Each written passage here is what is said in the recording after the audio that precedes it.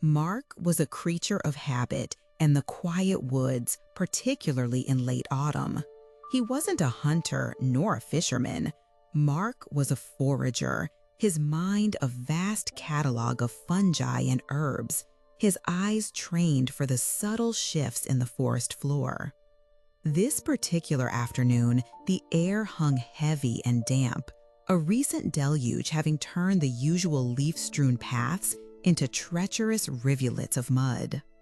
He had ventured further than usual, chasing a whispered rumor of rare truffles in a lesser-known valley, a place where the earth was perpetually damp and the trees loomed ancient and gnarled. The scent of wet soil and decaying leaves filled his lungs, a comforting fragrance that usually settled his spirit.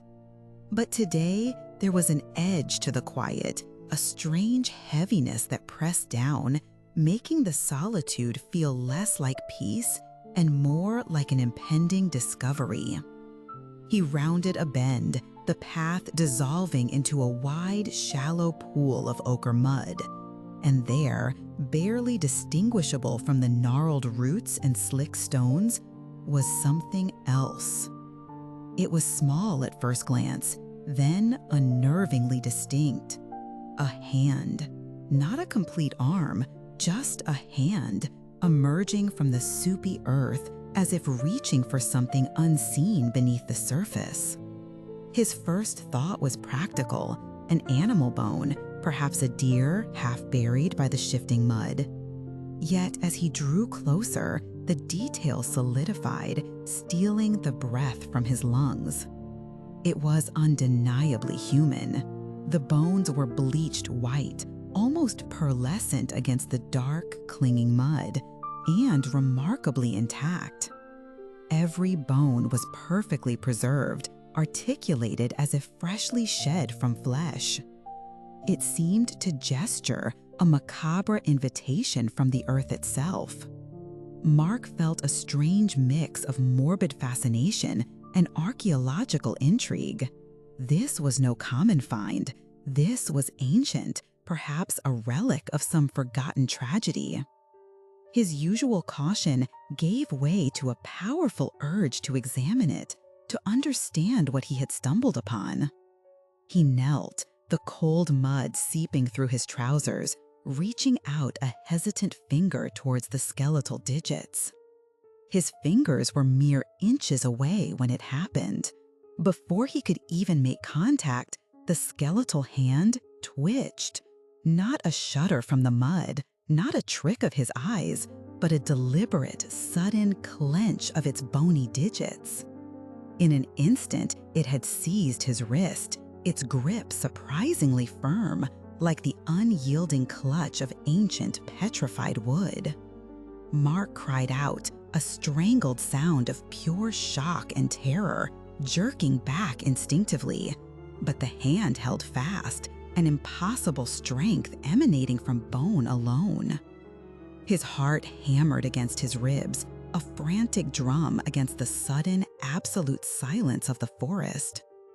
And then, a voice. It was not loud, not a shout, but a low, gravelly whisper, seemingly resonating from the earth beneath them. Raspy, ancient, as if unused for centuries, yet perfectly clear, chilling him to the marrow.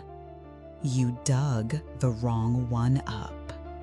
The word hung in the air, a cold breath against the autumn chill. You dug the wrong one up. The grip remained, unyielding, for another heart-stopping moment, the silent forest pressing in around his scream. Then, as suddenly as it had seized him, the skeletal hand released his wrist. It fell back into the mud with a soft, unsettling plop, settling once more into its macabre, gesturing pose, as if nothing had happened.